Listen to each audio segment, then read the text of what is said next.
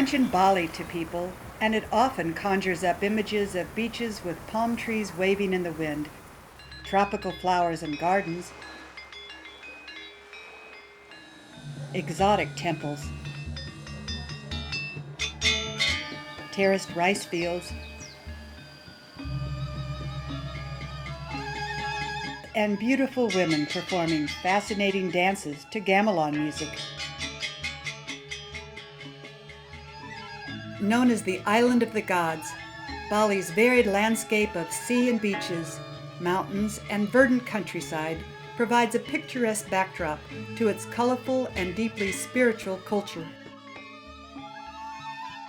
Located in Southeast Asia, the Republic of Indonesia is an archipelago made up of about 17,000 islands. Bali, one of Indonesia's islands, is the country's most popular tourist destination.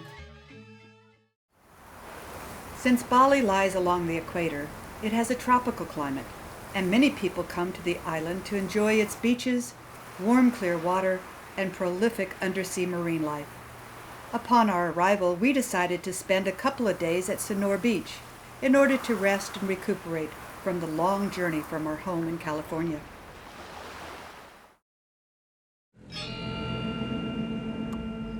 After resting at Sanur for a couple of days, we drove inland to Ubud.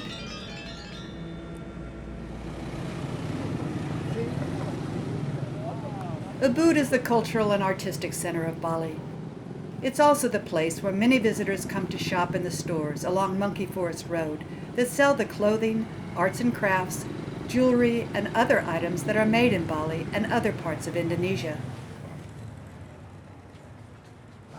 The local market, where the Balinese do much of their shopping, is located around the corner from Monkey Forest Road.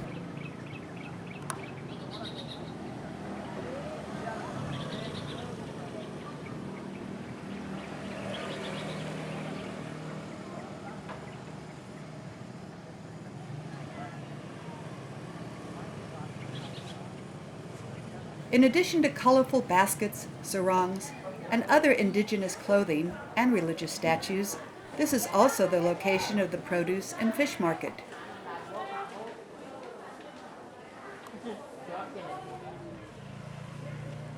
The local market is also the place where the Balinese buy the colorful flower petals that are used in their daily rituals and ceremonies.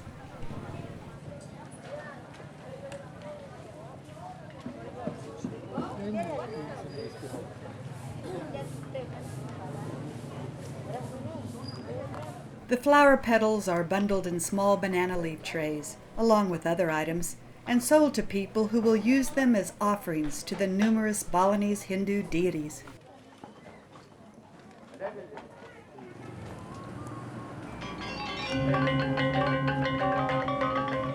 The small trays, along with burning incense, are placed in front of stores, the entrance to houses and hotels, and even on cars and motorbikes.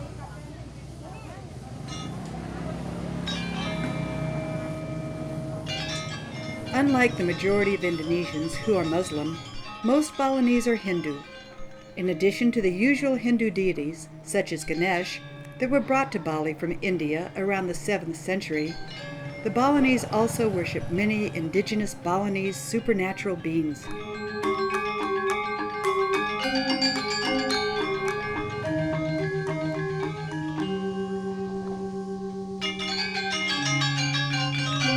Religion plays a central role in Balinese life. It's the unifying force in family and village, and they devote an enormous amount of time and money to the performance of ceremonies and religious festivals. The Balinese believe that performing these ritual offerings promotes good fortune, and failure to perform them properly and at the right time could result in bad luck or even disaster for a person, his or her family, and in some instances, the entire province.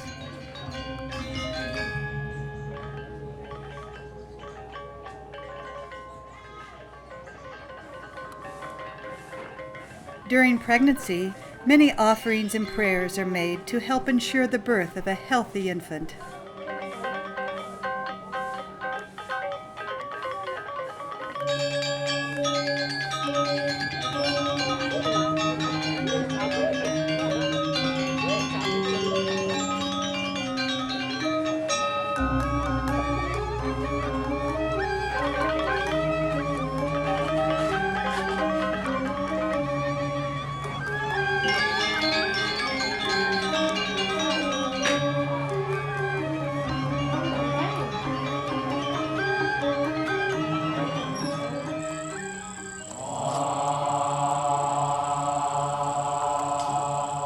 Bali is renowned for its highly developed arts, including dance and music.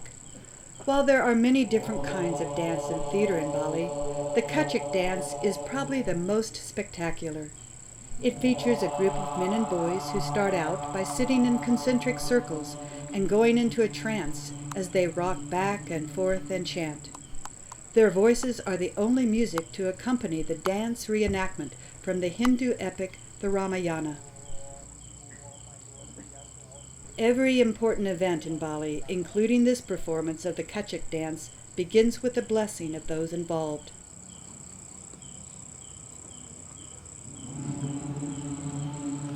Kecak was originally a trance ritual used in times of epidemic.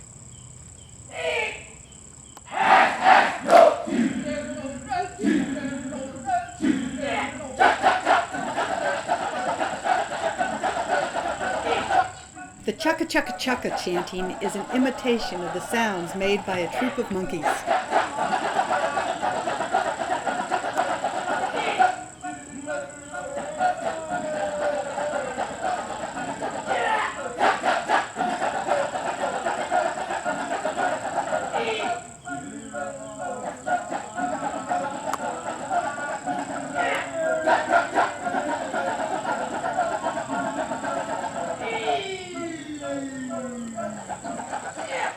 Hanuman, a white monkey with magical powers, is the main protagonist of the drama.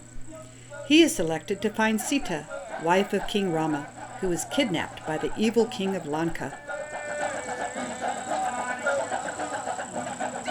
The chorus of men are one of the things that make the Kecak such a fascinating dance to watch. They are both the choir and the props, providing the music for the story in a series of constant vocal chants that change with the mood of the actors.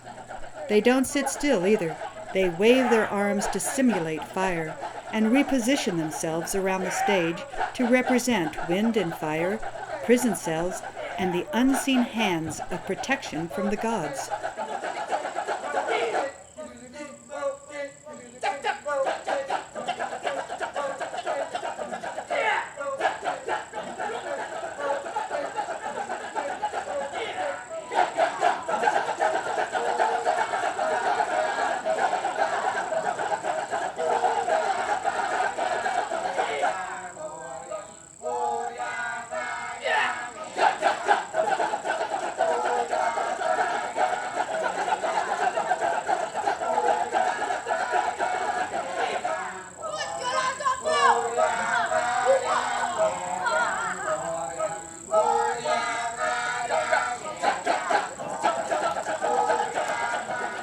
At one point in the story, Hanuman is bound and placed in a ring of straw that is set on fire.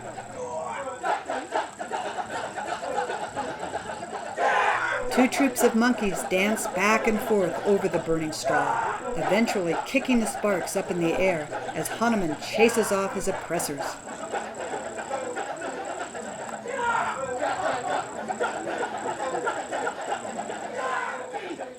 No matter how serious the drama or dance, humor often plays a role in Balinese theatrical performances.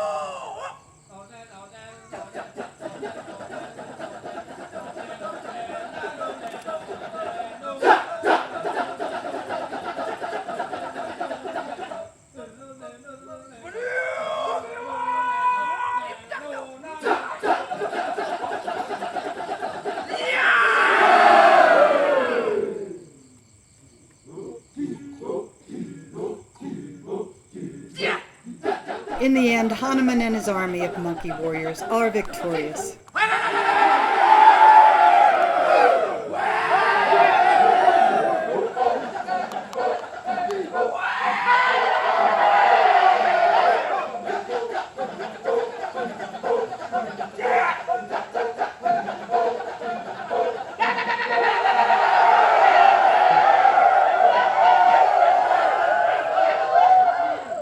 The performance ends the way it began, with the blessing of the performers by a priest.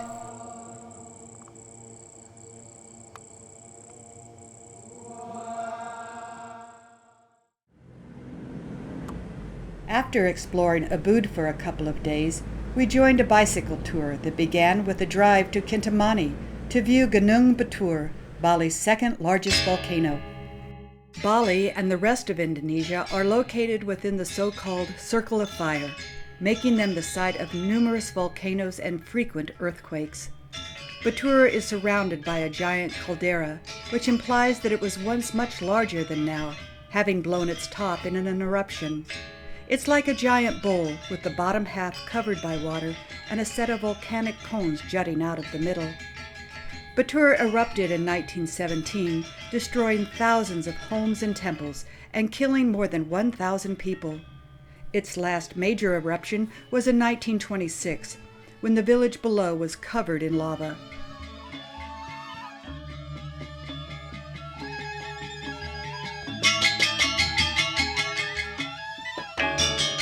The lava flows from the eruptions in 1963 can still be seen down the sides of the cone.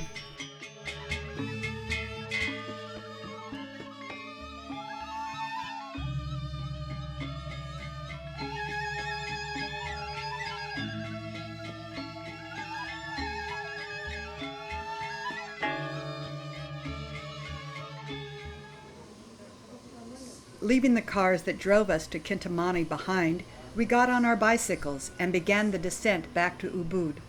Along the way, we had the opportunity to explore some rural areas and villages.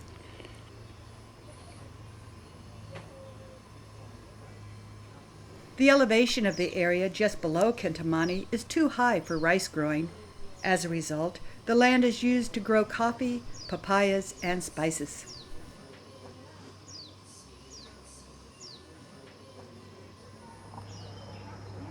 This animal is a civet. It plays a strange role in the coffee production process. It's believed that the beans that pass through its digestive tract are the most flavorful. The most likely explanation has nothing to do with the beans passing through the animal, but rather that the civet only eats the ripest, most flavorful beans. When the beans have been thoroughly cleaned, they are fire roasted and stirred by hand in a wok. After drinking some of the delicious coffee, we descended further to an elevation where rice is able to be grown. Rice cultivation is one of the most important aspects of Balinese society. At every stage of the growing process, rituals are done and offerings made to Sri Devi, the goddess of agriculture, to prevent a poor crop and display gratitude.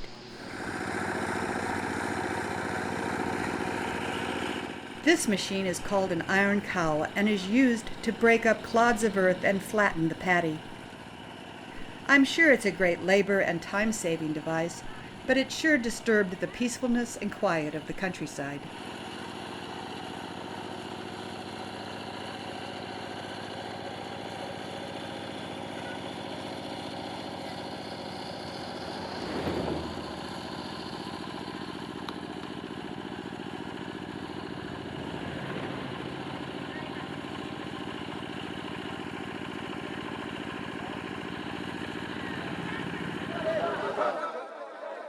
Passing through a small village, we heard a strange chanting sound. When we went to investigate, we saw this group of men standing in a circle watching a cockfight. All of the commotion was intended to stir up enthusiasm and to encourage betting on the outcome. Cockfighting is very popular in Bali.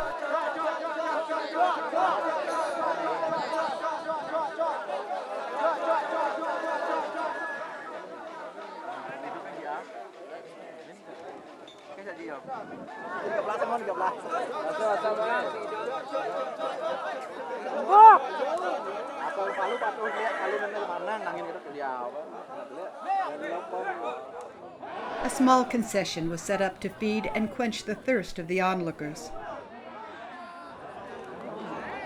Each bird has a small, very sharp blade attached to its spur, which it uses to inflict injury on its opponent.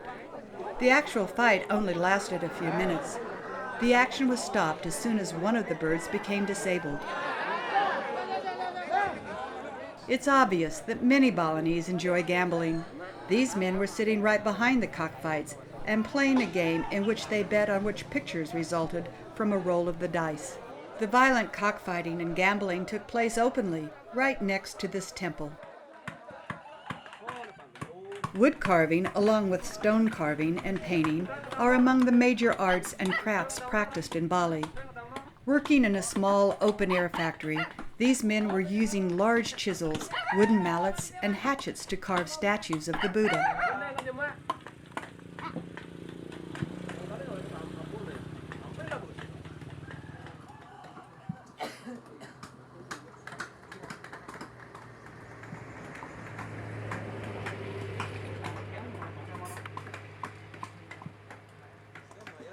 Although in many ways Bali is a very traditional society, young people are very much in tune with contemporary musical trends.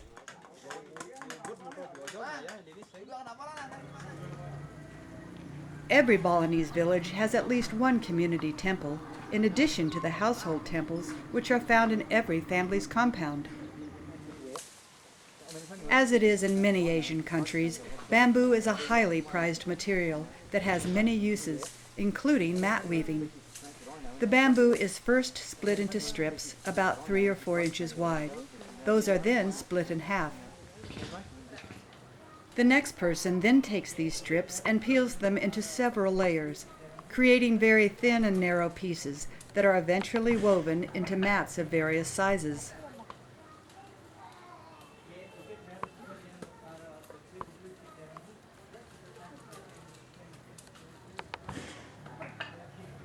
Every member of the family who is able to participates in the production process, including the grandmother.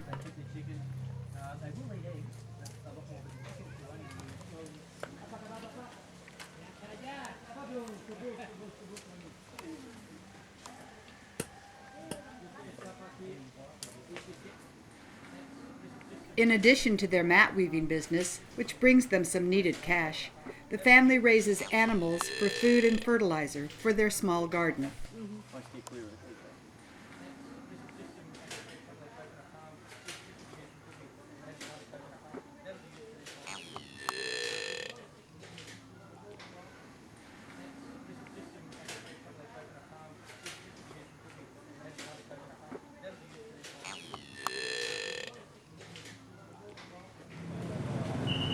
Our bicycle tour finished, we return to Ubud.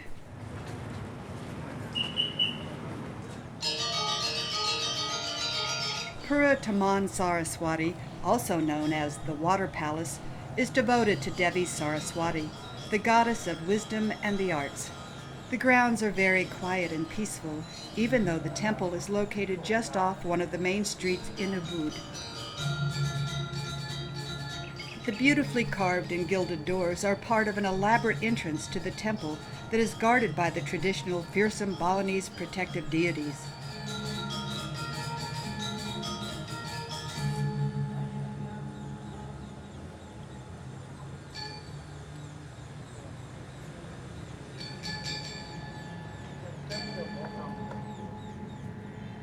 There are some wonderful examples of the art of stone carving above the doorway.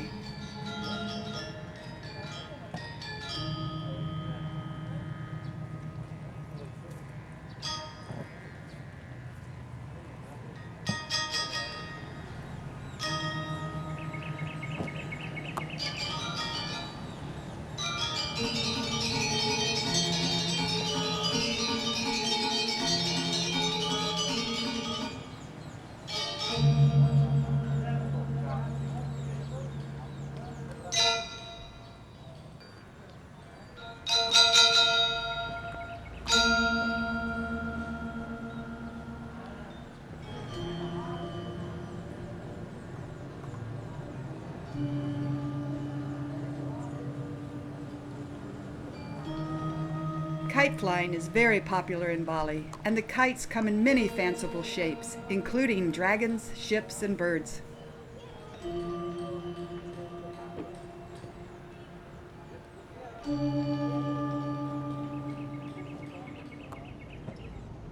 We're headed to the village of Banjar Pegasangan for a 3-month ceremony. One of our drivers invited us to his home for the ceremony, marking the 3rd month in the Balinese lunar calendar since his son's birth. This is Putu Medak and his son, whose name is also Putu. Birth order is extremely important to the Balinese, and it's reflected in a person's name. In Bali, if you are the firstborn, male or female, you will be called either Putu, Wayan, or Nenga. Many members of the extended family were present to enjoy the festivities and give their blessings to Putu and his parents. Several of the obligatory offering trays sat in a woven basket on an improvised altar.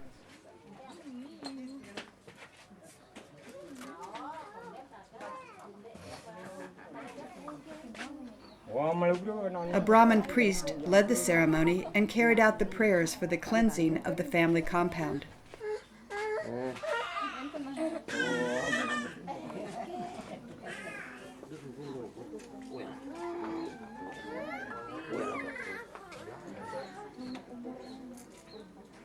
One of the little boys in the family was given a close-up look at the mysteries of his family's religion and culture.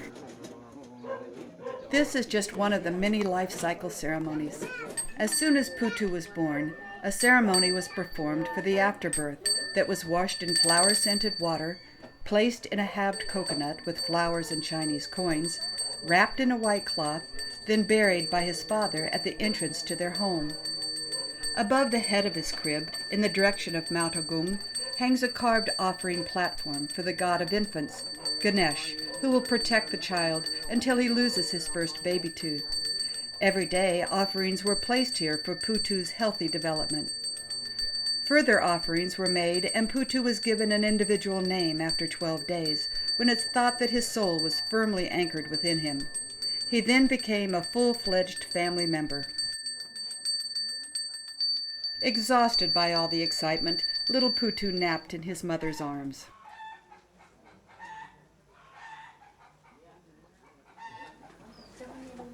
After his short nap, Putu became an integral part of the ceremony.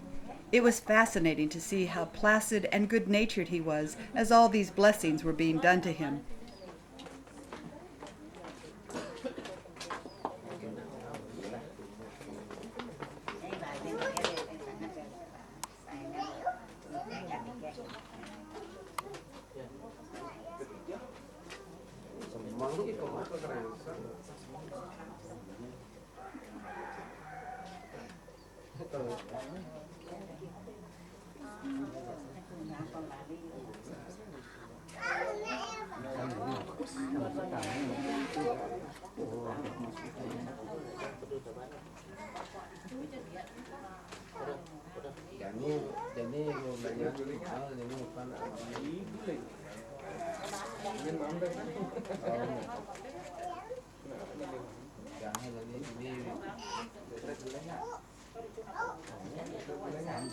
The ceremony then moved to the family's temple inside their compound.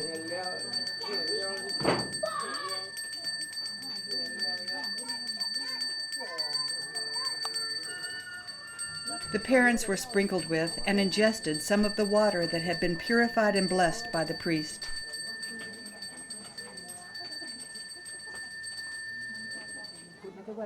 The roasted suckling pig was finally carved and served to the guests, along with rice, other fragrant dishes prepared with ginger, chili, and coconut, and a home-brewed whiskey called arak.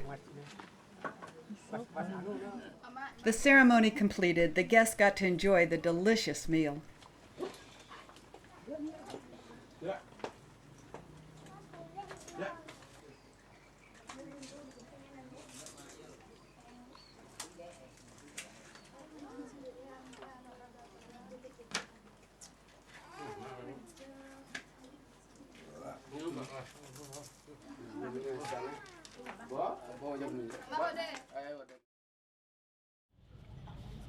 Back in Ubud, we attended another dance performance.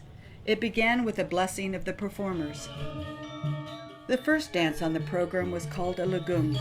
In it, the elaborately made-up dancer, dressed in intricately patterned gold brocade, employed quivering hand movements reminiscent of palm fronds in the wind, flashing eyes, and amazing bodily control to tell the story of a maiden who was taken captive by a king.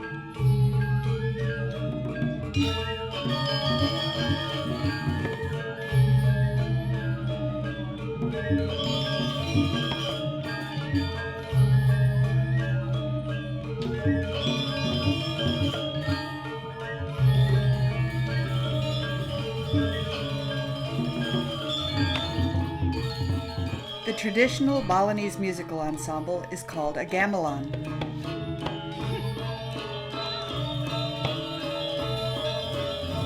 The next dance is known as a barong dance. The barong, a symbol of good, is a mischievous and fun-loving shaggy dog lion.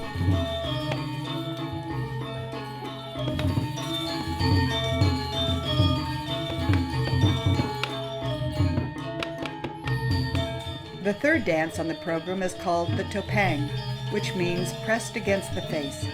In it, the dancers imitate the characters represented by the masks. This requires great skill because the dancers cannot convey thought and meaning through facial expressions.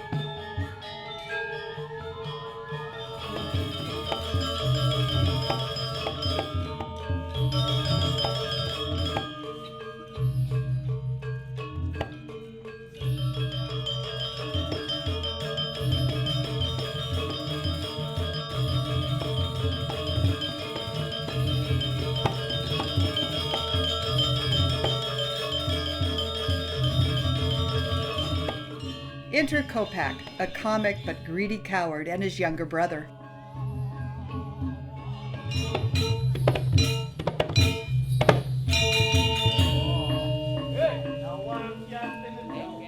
If you pay attention, in a moment you'll notice the brothers satirizing the kachak dance.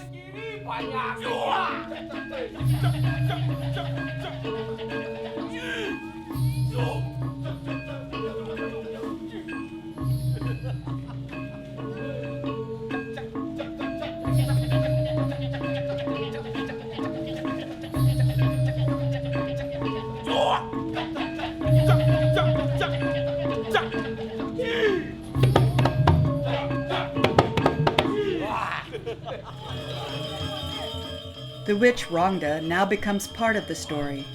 Just as the barong symbolizes good, Rongda is the symbol of evil. Much of Balinese mythology, enacted in dance and other theatrical forms, deals with the battle between good and evil.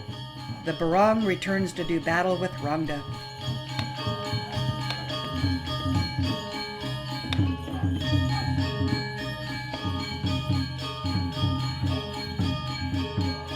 Rongda drives the barong off.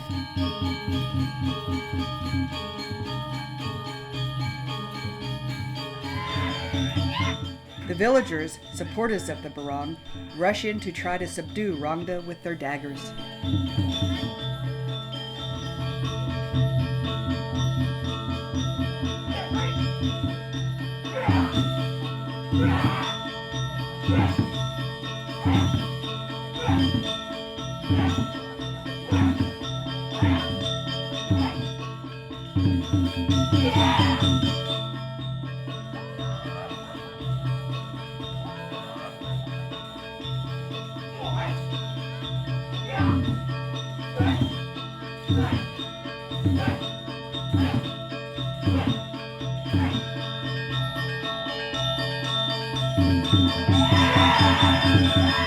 The villagers are eventually victorious. But before she leaves, the long-tongued, sharp-fanged Rangda throws them into a trance, causing them to stab themselves.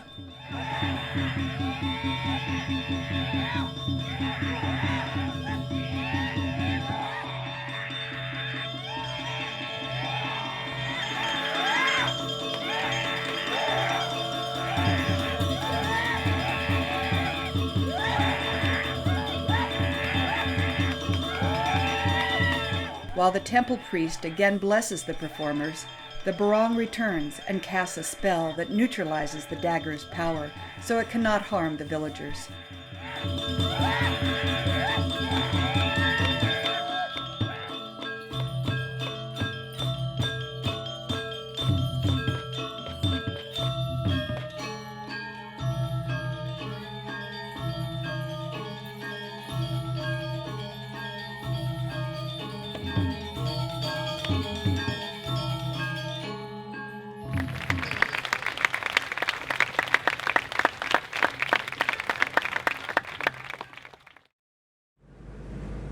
We again left Ubud, this time taking a rather circuitous route to the mountain village of Munduk and its surroundings. En route to Munduk, we made a stop at Pura Taman Ayan, meaning vast garden, one of Bali's state temples. It's a very large complex that was built in 1634 and renovated in 1937. Taman Ayan symbolizes the Hindu world set in the cosmic sea. Its Meru towers, or multi-roof shrines, which derive their name from Mount Meru, the sacred mountain in Hindu and Buddhist cosmology, represent the mountain home of the gods.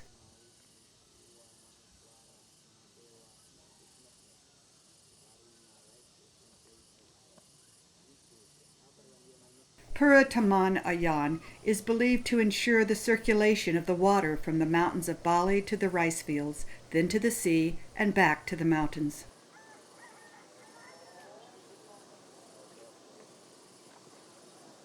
This elaborate stone carving depicts the Hindu god Vishnu riding on his mount Garuda.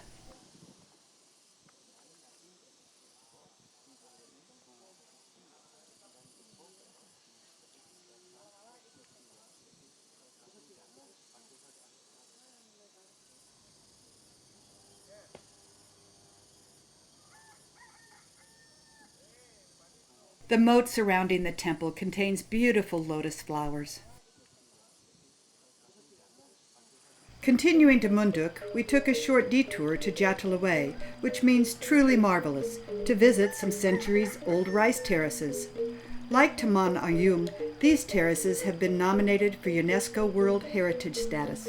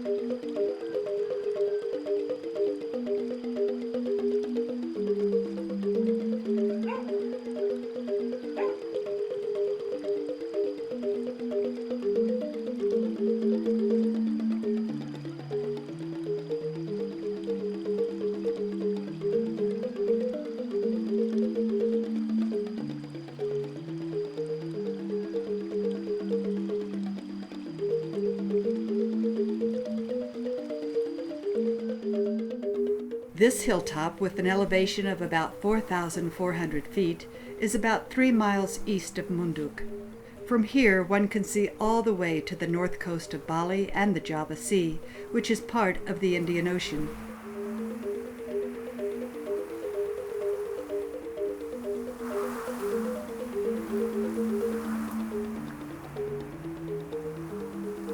When the Dutch took control of North Bali in the 1890s, they established plantations for coffee, vanilla, cloves, and cocoa. The hillsides and valley below are still covered with clove trees and coffee plantations.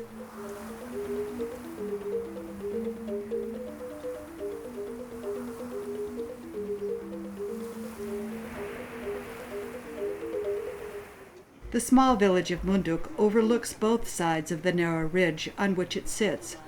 Archaeologists tell us that there was a functioning community in the Munduk area between the 10th and 14th centuries.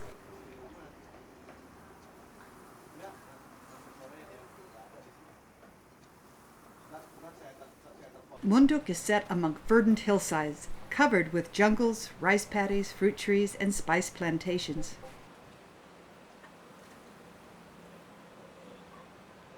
The hills surrounding the village are often covered in clouds, and when they are, it gives Munduk a cool, misty feeling.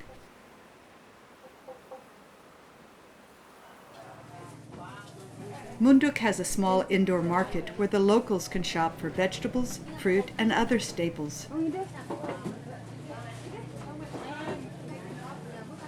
Also available for purchase are the offering trays found everywhere in Bali.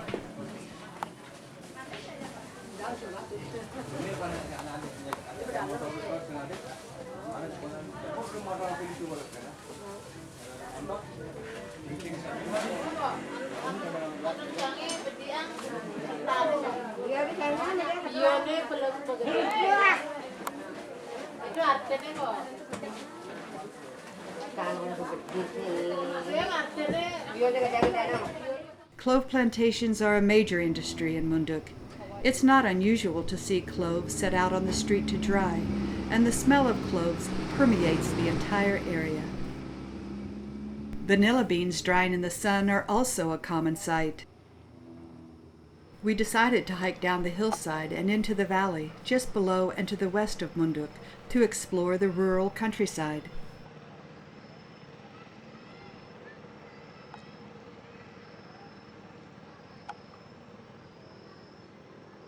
Almost immediately, we got a close-up view of the cloves growing on trees.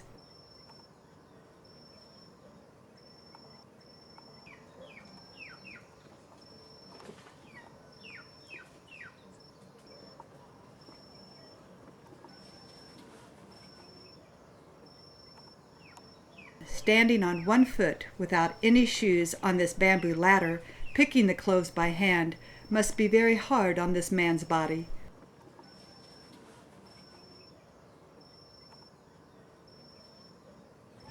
After the cloves are picked, they are taken to many different homes where workers, mostly women and children, remove them from their stems. It's a very labor-intensive and time-consuming process, but it gives jobs to many people.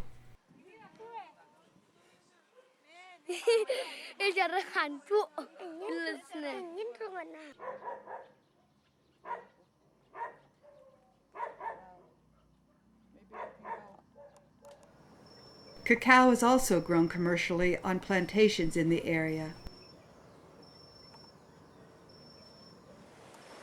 These delicate, pure white flowers are on a coffee tree. After the flowers mature, they will produce seed pods that contain the red coffee beans.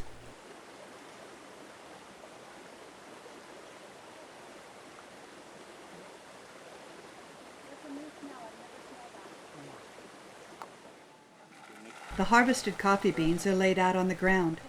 They're turned frequently so that each side of the bean faces the sun in order to dry.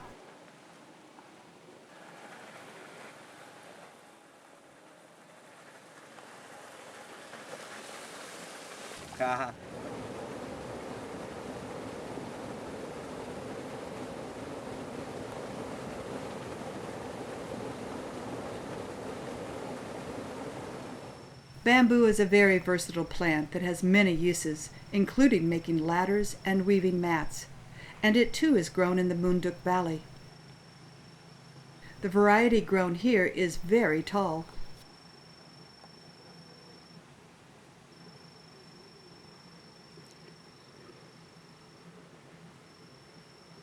And of course everywhere in Bali, if the elevation is right and the land has some flat space, or flat spaces can be made by terracing, rice is grown.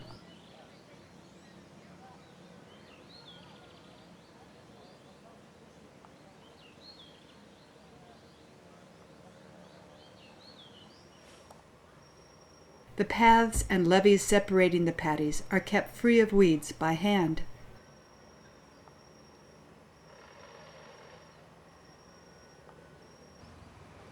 We were told that these bullock, used to plow the paddies, work about 3 hours each day. Their owner earns about $3 a day for both his and his animals' labor.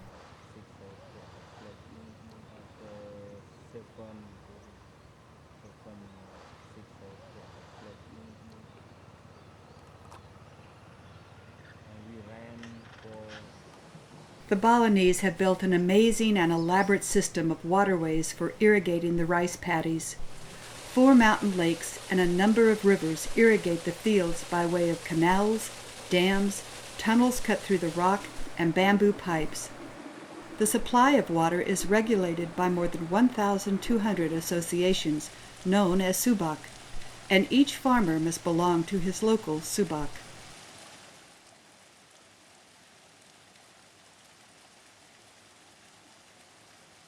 In addition to rice, carp are raised for food in the flooded paddies.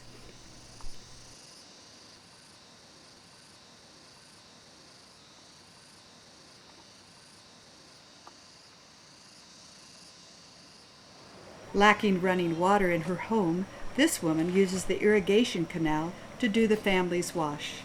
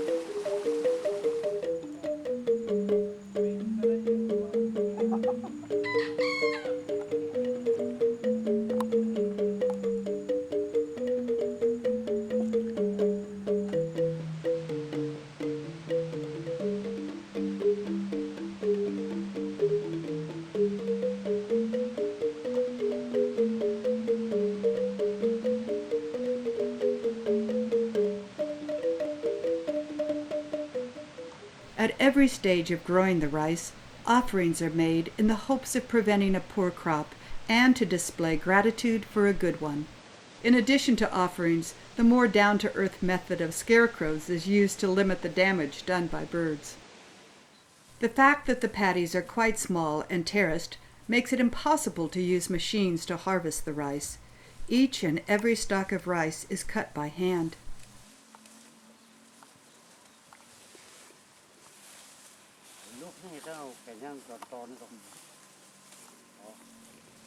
The individual stalks are gathered into a bundle, tied up, and then cut into a more manageable length.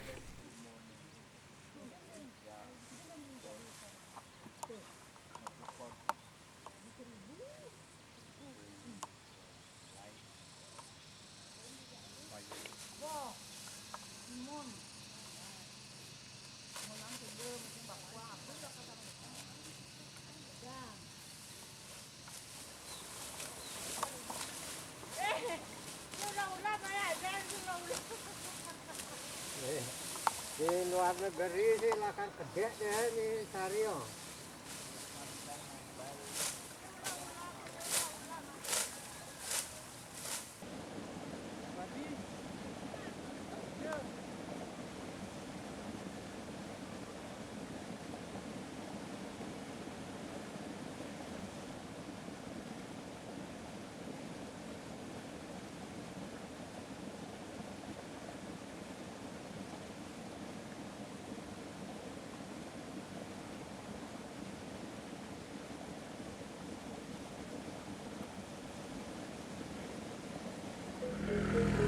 Lake Tamlagan is located a few miles southeast of Munduk. There are several small villages and temples along its shore, and the area on its south side has one of Bali's few remaining primeval forests.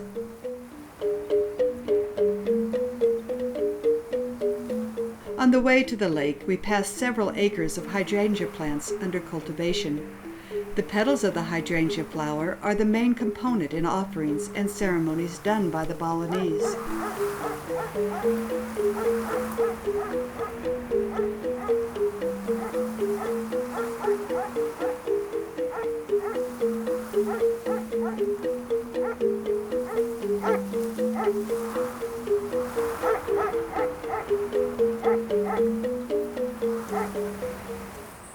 We each paid the $10 required of tourists who wished to explore the protected forest and lake area, and along with a guide who was provided as part of the entrance fee, we entered the forest.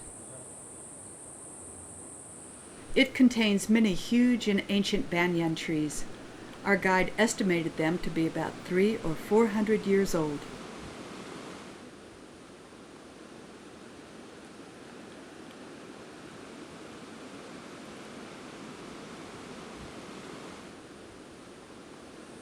The forest was very dense, and the narrow trail forked in many places. Without the guide, we could easily have lost our way.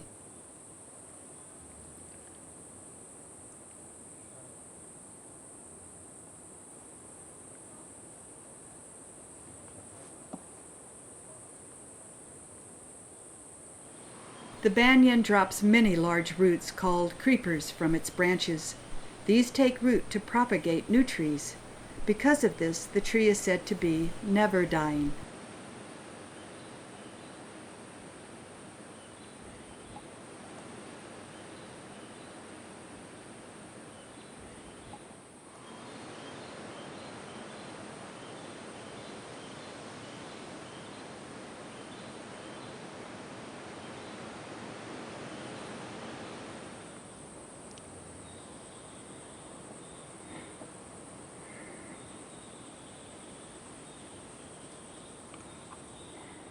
We came upon this small ceremonial area deep in the forest.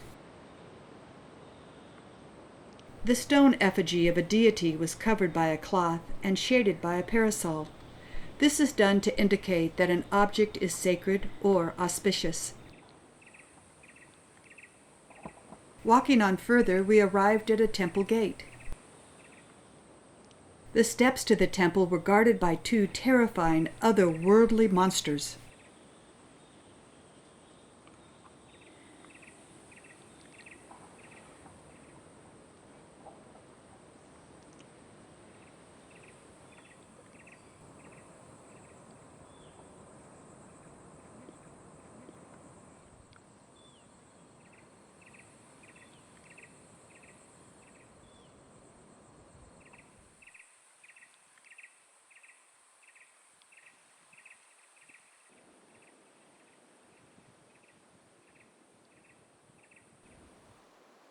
After hiking through the forest for about 2 hours, we reached the shore of the lake.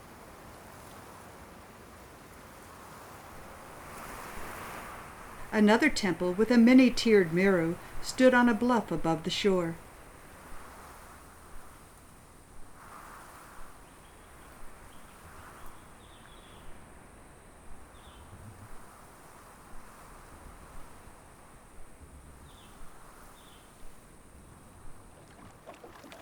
The finale to our visit to Lake Tamlagan and the surrounding forest consisted of a ride in a dugout, outrigger canoe to our starting point on the other side of the lake.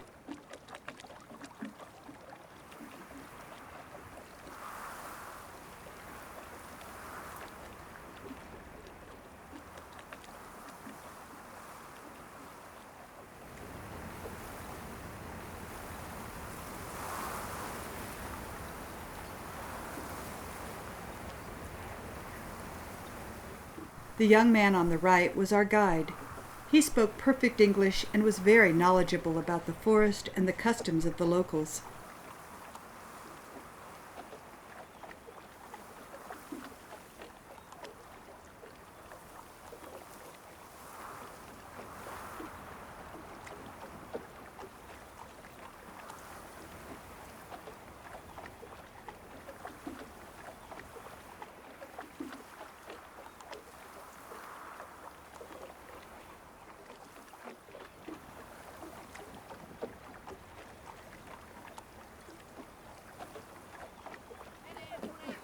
Our boat docked close to a temple located on the outskirts of a small village near the lake.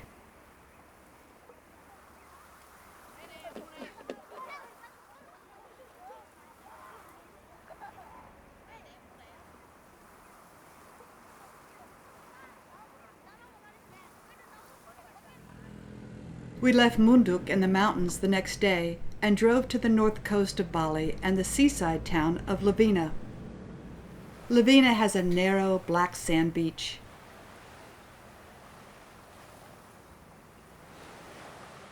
As they do at most seaside resorts in Bali, people come to Livina to swim,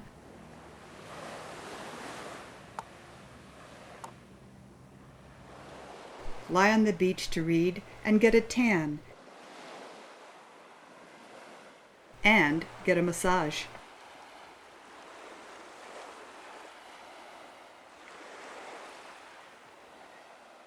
These statues in front of an abandoned Buddhist monastery suggest that the practitioners would be well advised to turn inward and not be distracted by girls in bikinis and nearly nude women getting massaged. Women strolled the beach carrying baskets of fruit on their heads, hoping to make a sale to tourists.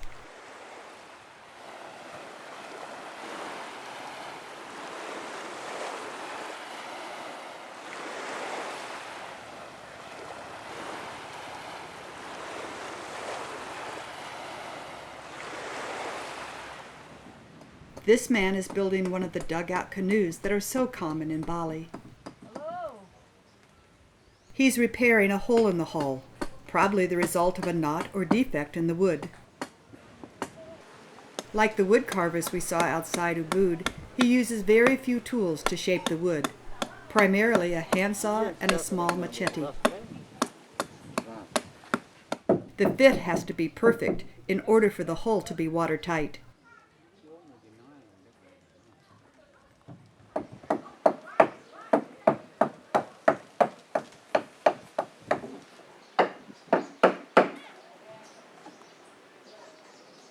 The fellow is quite a clown.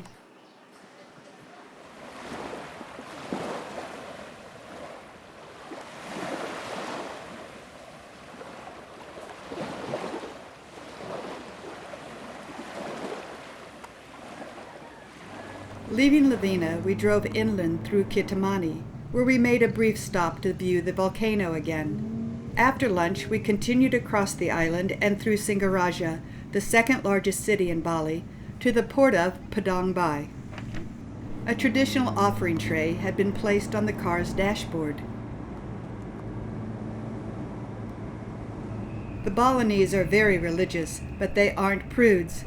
The pin-up painted on the back of this truck gives some indication of their tolerant attitude toward sexuality.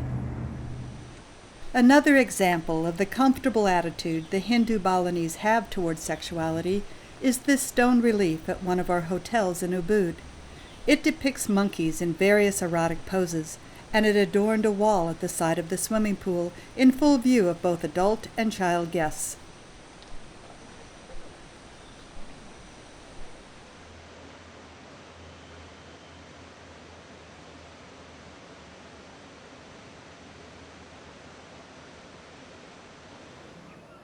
Padang Bai sits on a small bay on the eastern side of the island.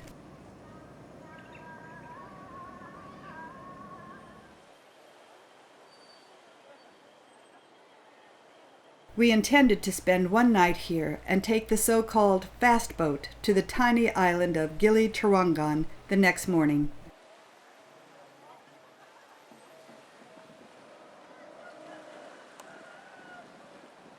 As soon as one ferry pulls out, another, which has been waiting offshore, will pull into the port. This temple is one of the oldest in Bali.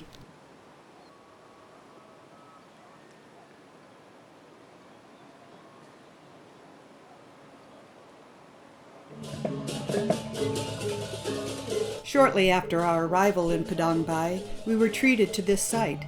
An entire neighboring village had come to the ancient temple in order to make offerings and to bathe their deities in the water of the bay.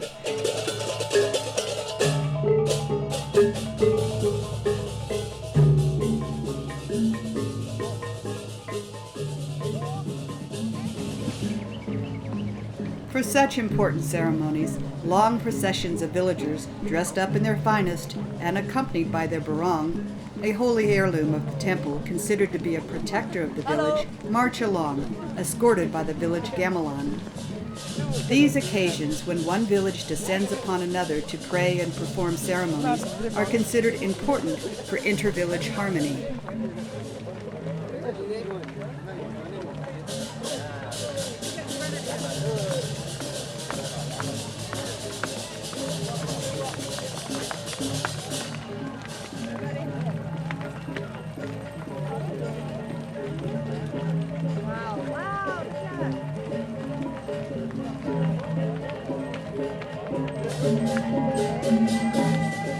The effigies of the deities, housed in their small portable temples, are walked into the bay in order to be purified.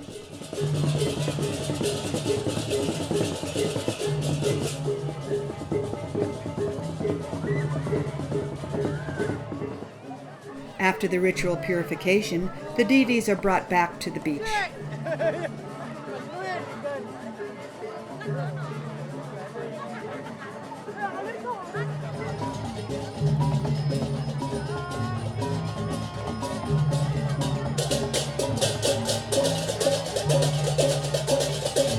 A Brahmin priest says prayers, and a chicken is sacrificed as an offering to the gods.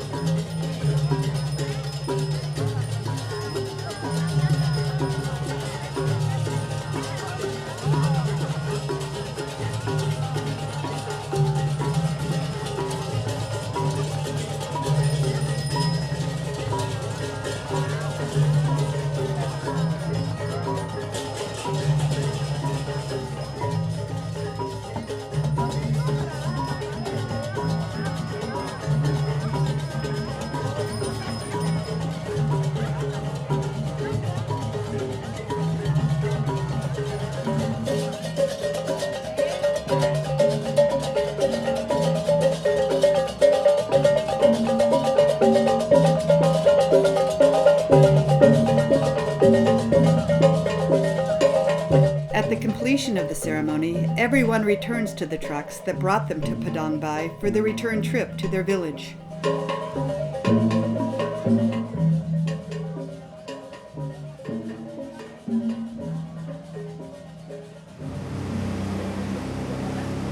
Next morning, we boarded the fast boat for the hour-and-a-half ride out into the Sea of Java to the island of Gili Trawangan.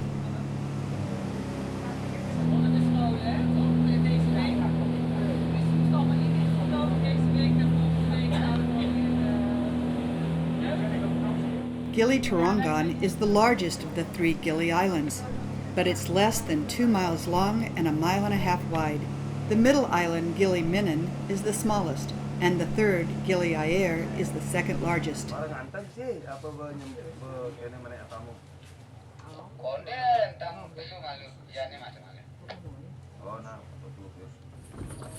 There are no cars on Trawangan. We were picked up at the dock by a local horse and cart and taken to our hotel. The sandy beaches on the island are powdery white, and the ocean is a clear, sparkling turquoise.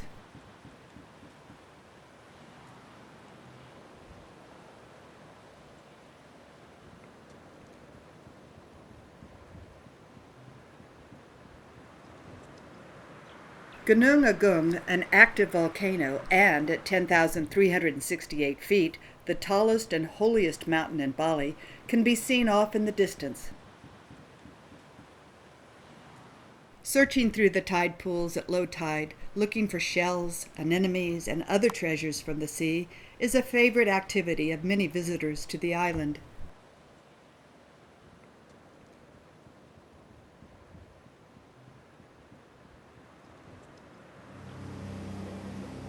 Also popular is renting a small outrigger canoe and going snorkeling in the warm, clear waters right off the coast.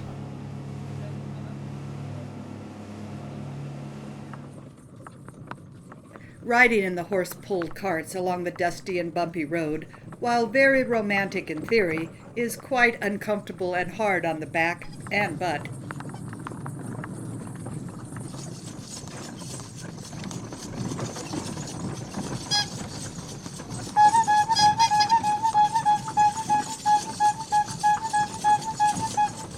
The main commercial district of Trawangan is located near the dock.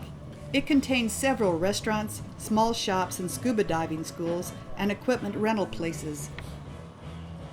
The restaurants serve the usual food items sold throughout Bali and other parts of Indonesia.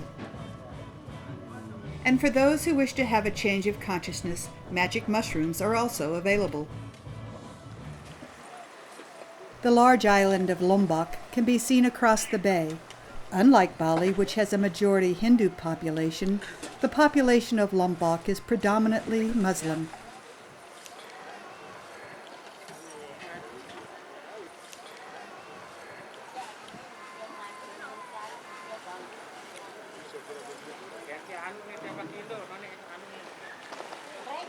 The clear water off the islands is teeming with marine life.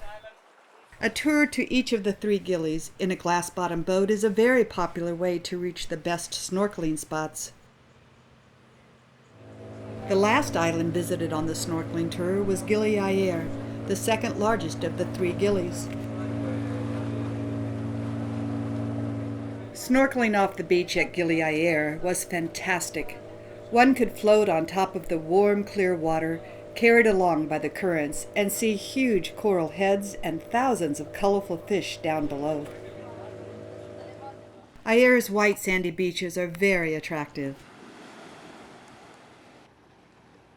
The difference between Muslims and non-Muslims in their attitudes towards the female body is very apparent in the women's bathing suits. After a lunch on Ayer, we returned to Trawangan. We arrived back on Trawangan in time to see a beautiful sunset, our last on the island before returning to Bali the next morning.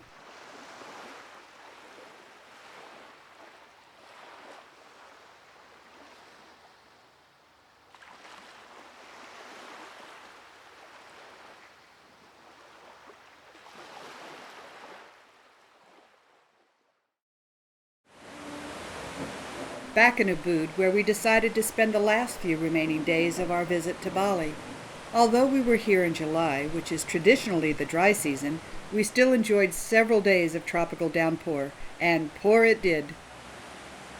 The tropical rains are what makes Bali so green and lush in many places, and creates its many rivers.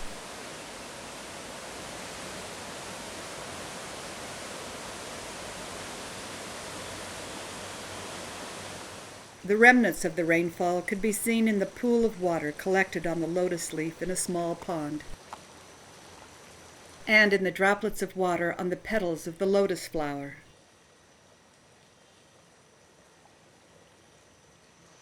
The reason the main street in Ubud is known as Monkey Forest Road is that it runs into the so-called Sacred Monkey Forest Sanctuary, a densely forested area in which dozens of monkeys roam about freely.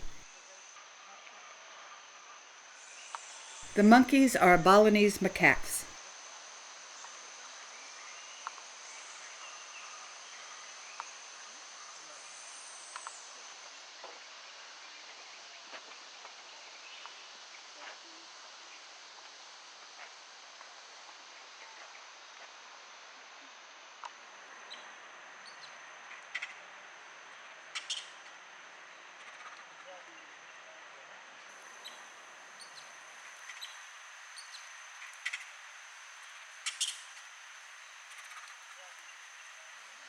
An infant monkey, protected and lovingly held by its mother, looks to be no more than a few hours or a few days old.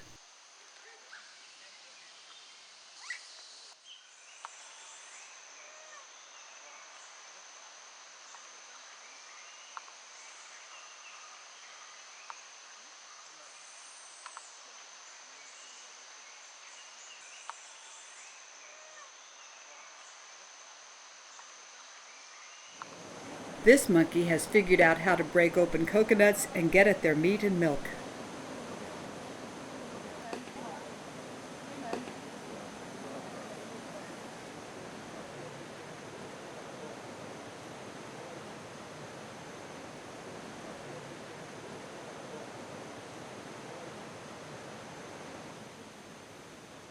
This seems like an unlikely place to take a nap.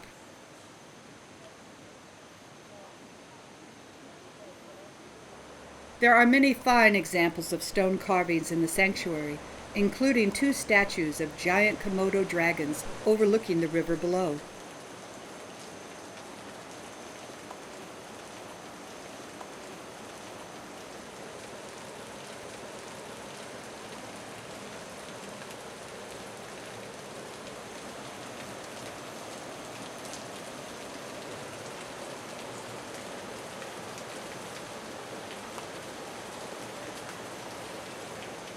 Mythical dragons form the sides of a bridge over the river.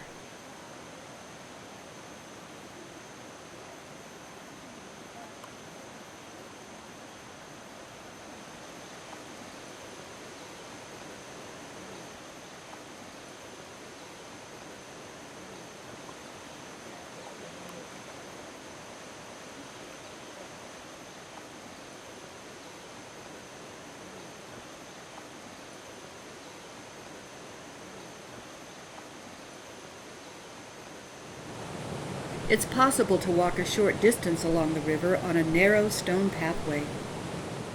As if there weren't enough real living monkeys in the forest, a sculpture of a monkey and its baby is placed next to the river. There's also an altar with an offering tray and burning incense. This temple, known as the Temple of the Dead, is one of 3 temples in the monkey forest.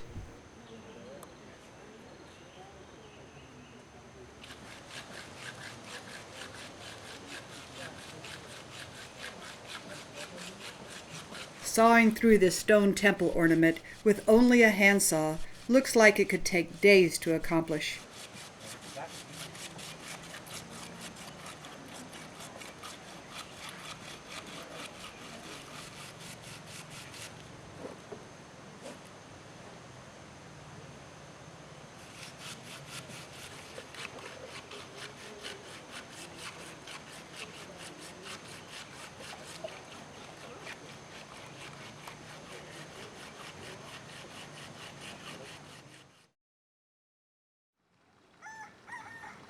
Our last full day in Bali was spent walking through a rural area just outside Ubud.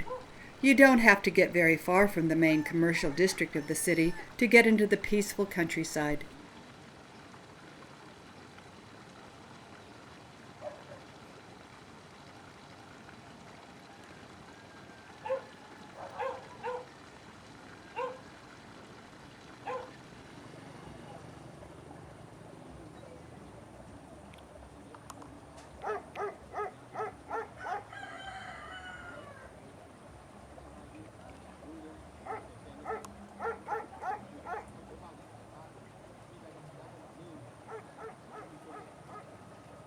These men are making ritual objects for an upcoming cremation.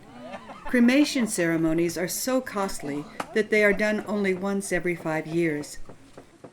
In the upcoming ceremony for which these preparations are being made, the bodies of 40 villagers were to be cremated.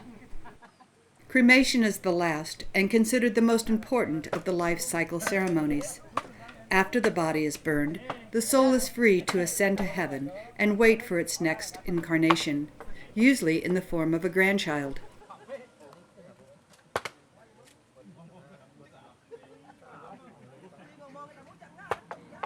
Watching these women making their offerings at this small roadside temple, a process that is such a central and beautiful part of Balinese culture, is a fitting way to end our visit to the lovely island of Bali.